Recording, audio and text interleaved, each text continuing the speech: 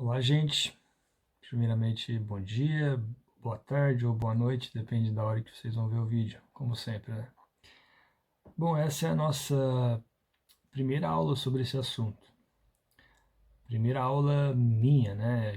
Eu já coloquei algumas coisas lá na plataforma, algumas coisas da internet, do YouTube, né?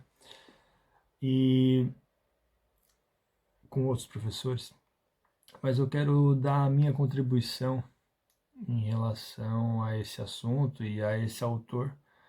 Como vocês podem ver aí na descrição do vídeo, a gente vai falar sobre o Michel Foucault e as relações de poder.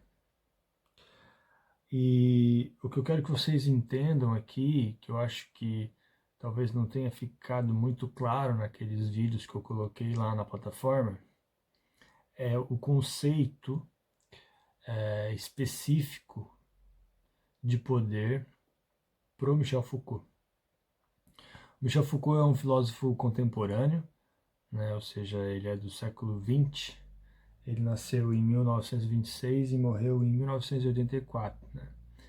Então ele é um filósofo do nosso tempo, né, contemporâneo, que a gente chama. E ele tem um conceito sobre o que é o poder e as relações do poder interessante para o nosso tempo, né? E cada vez mais a gente se pega analisando e tentando entender o que ele escreveu, né, há algum tempo.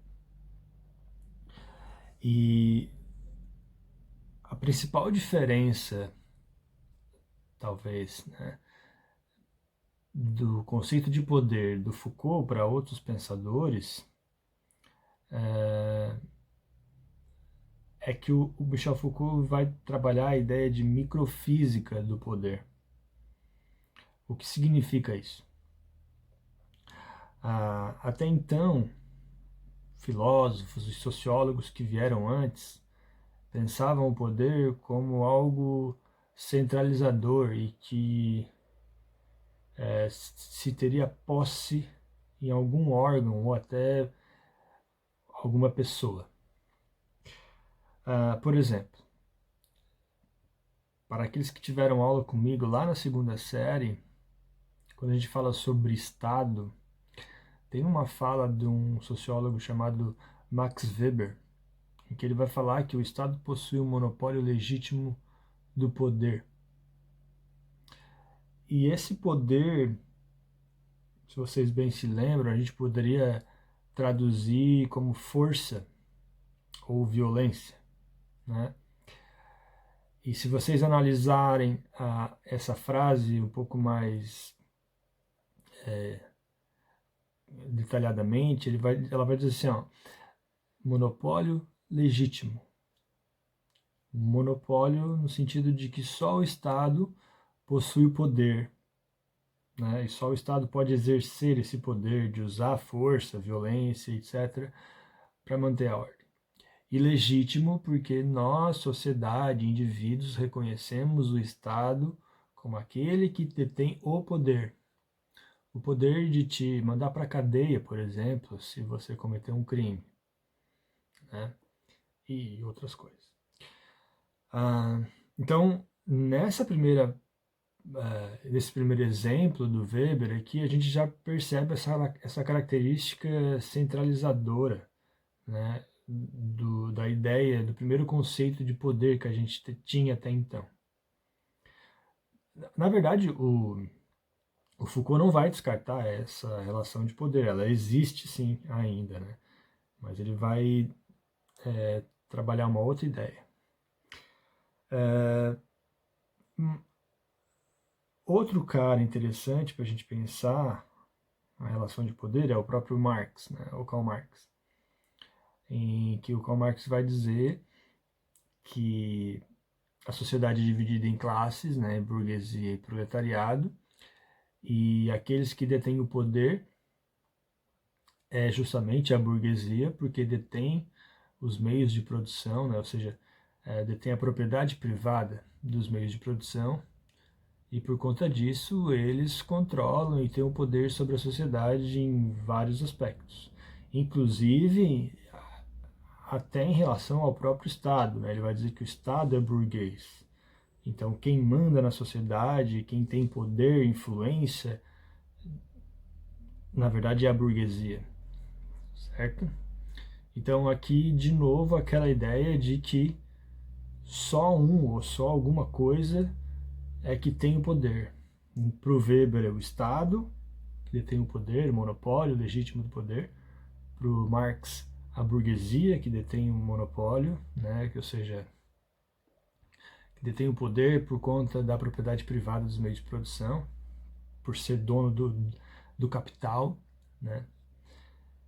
Só que o Michel Foucault vai pensar o poder no sentido não centralizador. Ele vai dizer que o poder está em todas as áreas da sociedade. E todos, de certa forma, exercem algum poder. Esse poder como é que eu vou dizer, ele é capilarizado. E ele está em todo lugar. O interessante do pensamento do Foucault, né, e a diferença, né, do que se pensava tradicionalmente, né, de o poder estar centralizado na mão de alguém ou de algum órgão, e que se fosse algo linear, como daqui para lá, é que o poder, para o Foucault, não é algo que possa ser possuído, e sim exercido. Não é como se você pudesse portar uma arma. Então você tem arma, você tem poder. Não. Na verdade, você ter a arma te dá a capacidade de exercer poder.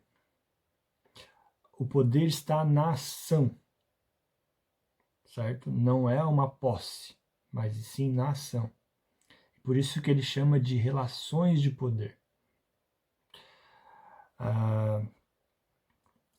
Uma outra ideia, e para que a gente possa colocar em prática esse conceito, é que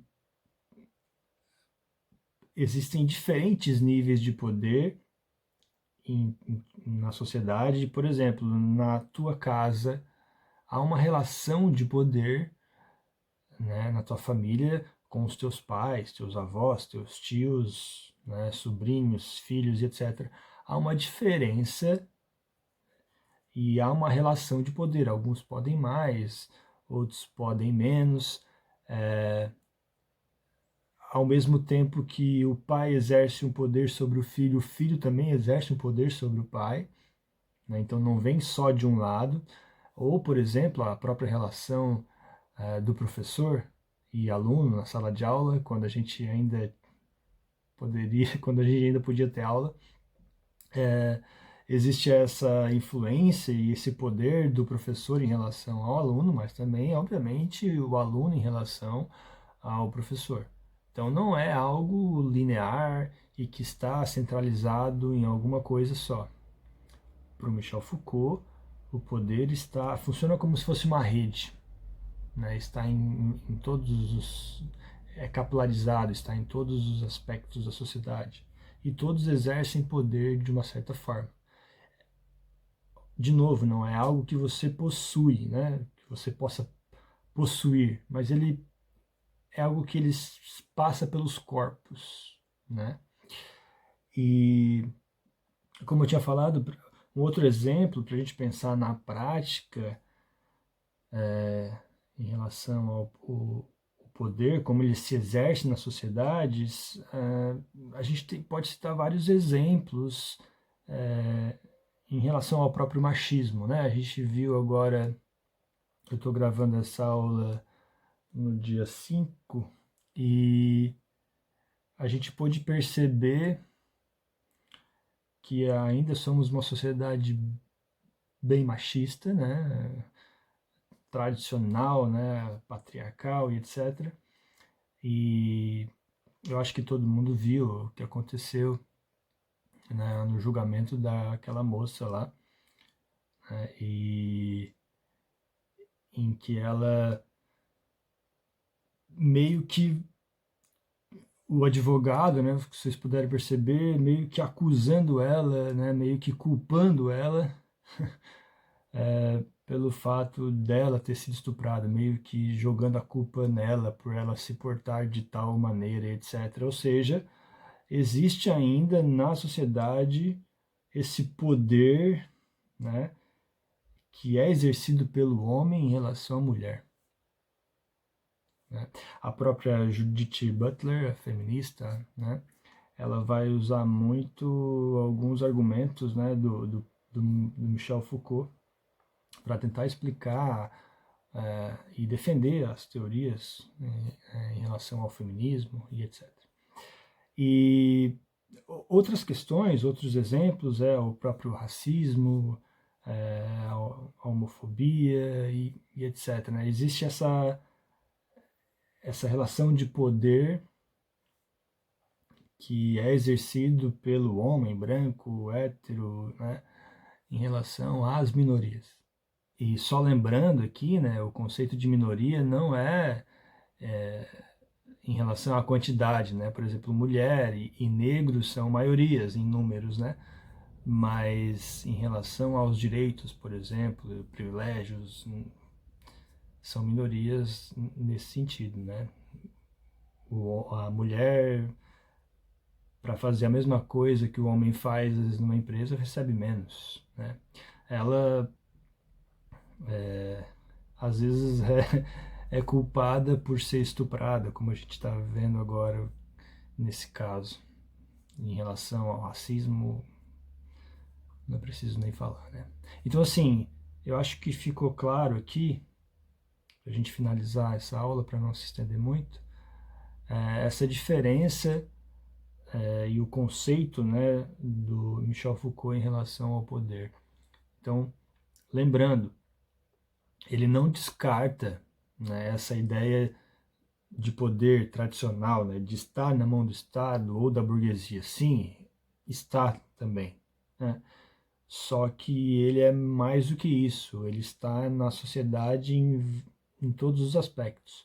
Todo mundo, de certa forma, exerce um certo poder em relação a outras pessoas e etc. Beleza? É isso aí, gente. Qualquer dúvida, chama na plataforma ou no WhatsApp. E é isso aí. Falou!